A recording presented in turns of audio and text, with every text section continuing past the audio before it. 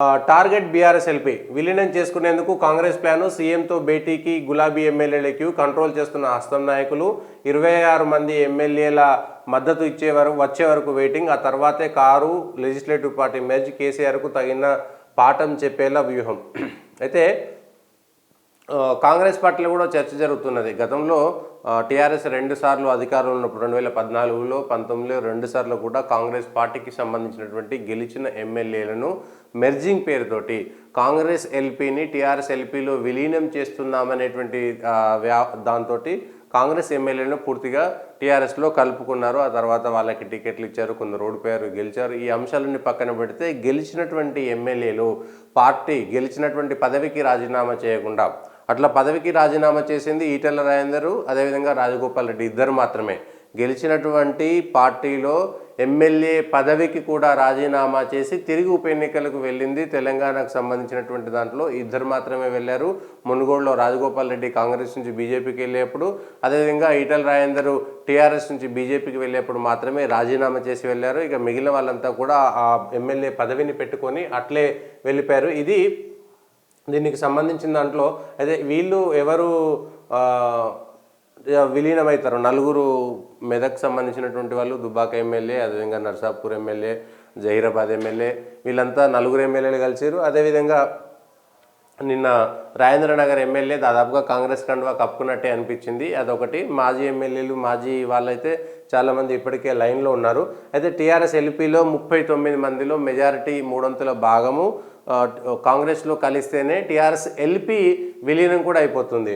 రేపొద్దున 1వ తారీఖు కేసీఆర్ ప్రధాన ఎమ్మెల్యేగా ప్రమాణ స్వీకారం చేసిన తర్వాత ఆయన ప్రధాన ప్రతిపక్ష నాయకుడిగా ఉంటారు. సో ఆ ప్రధాన ప్రతిపక్ష హోదా కూడా పోవాలంటే కేసీఆర్ గత 10 సంవత్సరాల పాటు కాంగ్రెస్ను కానీ ప్రతిపక్షాలను కానీ ఎంతైతే ఇబ్బంది పెట్టాడో ఆ ఇబ్బందికి సంబంధించి ఆ బాధ ఎట్లా ఉంటుందో చూయించాలి అనేటువంటి అంశం. అయితే కేసీఆర్ తప్పు చేశాడు కాబట్టి, టీఆర్ఎస్ తప్పు చేశాడు కాబట్టి వాళ్ళు తప్పు చేస్తే వీళ్ళెందుకు చేయాలి అనేటువంటి ప్రశ్న కూడా ఉత్పన్నం అవ్వచ్చు. కానీ రాజకీయాల్లో ఎప్పుడు కానీ ఆ అంశాలు, అదేవిధంగా రేవంత్ రెడ్డిని జైలుకు పంపించారు కాబట్టి ఇప్పుడు కేసీఆర్ కుటుంబంలో ఎవరిని రేవంత్ రెడ్డి జైలుకు పంపిస్తాడు?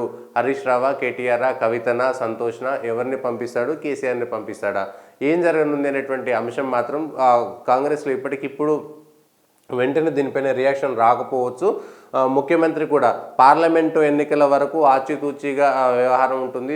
పార్లమెంట్ ఎన్నికల వరకు కొంతగా ఆలోచించి ఎట్లా చేయాలనేటువంటి చూస్తారు. పార్లమెంటు ఎన్నికల తర్వాత మాత్రం ఖచ్చితంగా టీఆర్ఎస్ ఎల్పీని కాంగ్రెస్లోకి తీసుకొచ్చేటువంటి అవకాశం ఉందా? ఎంతమంది ఎమ్మెల్యేలు పోతారనేటువంటిది ఉంది. ఎంతమంది ఎమ్మెల్యేలు పోయినా 3/4 భాగం పోతేనే అది అఫీషియల్గా విలీనం ఉంటుంది. కాబట్టి కేసీఆర్కు ప్రధాన ప్రతిపక్ష హోదా కూడా లేకుండా చేయాలంటే జరగాల్సింది అదొకటి.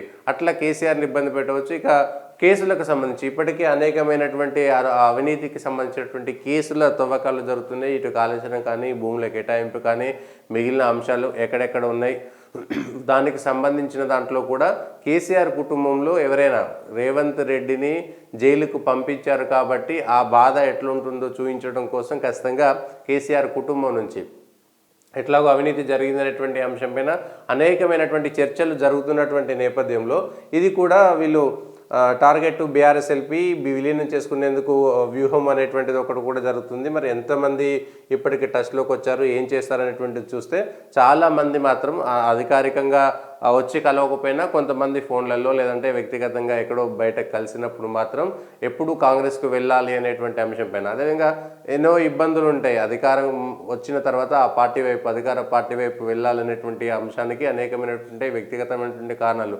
అభివృద్ధి పేరుతో, అభివృద్ధి సాకుతో వెళ్ళినా కూడా కాంగ్రెస్లోకి మాత్రం వెళ్తారు. టీఆర్ఎస్ను ఏ క్షణంలో కూడా ఆ 39 మంది ఉన్నారు కాబట్టి కాంగ్రెస్ కూడా 64. 2014లో టీఆర్ఎస్ కూడా తక్కువ మెజారిటీతో ఉంది కాబట్టి ఎప్పుడు కాంగ్రెస్ టీఆర్ఎస్ను దెబ్బ కొడుతుందనేటువంటి భయంతో కాంగ్రెస్ సంబంధించినటువంటి ఎమ్మెల్యేలను టీఆర్ఎస్ కలుపుకుంది. ఇప్పుడు కాంగ్రెస్ కూడా మజ్లిస్తో శత్రుత్వాన్ని పెంచుకోవడం లేదు. మాకు వాళ్ళకు సంబంధం లేదనేటువంటి విషయం చెప్పినా కూడా ఆ 7 ఎమ్మెల్యేలను కూడా మంచి మచ్చుకతోనే ఉంచుకుంటున్నారు. దీంతో టీఆర్ఎస్ను కొంత చీలిస్తే మిగిలింది ఇంకా బీజేపీకి సంబంధించినటువంటి 8 మంది ఎమ్మెల్యేలు. ఎంఐఎం ఎట్లాగూ కాంగ్రెస్కే దాదాపుగా మద్దతు ఇస్తుంది. అది మజ్లిస్కు కూడా అలవాటే. అధికారంలో ఉన్నటువంటి పార్టీతోటి, అధికారంలో ఉన్నటువంటి వాళ్ళతోటి అంటగావడం అనేటువంటి వాళ్ళకి మొదటి నుంచి వస్తున్నటువంటిది. ఇప్పుడు కాంగ్రెస్కు అవసరమే, మజ్లిస్కి అవసరమే కాబట్టి ఆ 7 మంది ఉంటారు. ఇక బీఆర్ఎస్కు సంబంధించినటువంటి 39 మంది ఎమ్మెల్యేలు ఎంతమందిని లాక్కోవాలనేటువంటి దానిపైన పార్లమెంటు ఎన్నికల తర్వాత ఉంటుంది. పార్లమెంట్ ఎన్నికల ముందు జరిగితే నెగిటివ్ అయ్యేటువంటి అవకాశం ఉంటుంది కాబట్టి గతంలో పటాన్చెరు ఎమ్మెల్యే, అదేవిధంగా Zaheerabad MLA, Dubbaka MLA, Narsapur MLA వెళ్ళి రేవంత్ రెడ్డి ముఖ్యమంత్రిని కలిసినటువంటి ఫోటో మనం చూస్తున్నాము. ఇటీవల రాజేంద్రనగర్ ఎమ్మెల్యే ప్రకాష్ గౌడ్ కూడా గతంలో రేవంత్ రెడ్డితో పాటు టీడీపీలో ఎమ్మెల్యేగా కలిసి పనిచేసినటువంటి పాత మిత్రులే కాబట్టి ఆయన కాంగ్రెస్ కండువా కప్పుకున్నటువంటి చర్చ అఫీషియల్గా చేరాడని, లేదు నేను కేవలం అభివృద్ధి కోసమే వెళ్ళామనేటువంటి విషయాలు చెబుతున్నా కూడా సీఎం ఇంటికి వెళ్ళి ప్రత్యేకంగా వ్యక్తిగతంగా మాట్లాడుతున్నటువంటి సందర్భంలో అనుమానాలు, తెలంగాణలో రాజకీయాలు అట్లా ఉన్నాయి కాబట్టి ఎవరెవరిని కలిసినా అనుమానాలు మాత్రం వస్తున్నాయి. దీనికి సంబంధించి బీఆర్ఎస్ ఎల్పీని టార్గెట్ చేసుకునే విధంగా మెల్లిమెల్లిగా ప్రయాణం సాగుతుందా అనేటువంటిది ఒకటి చూస్తున్నాము. అదేవిధంగా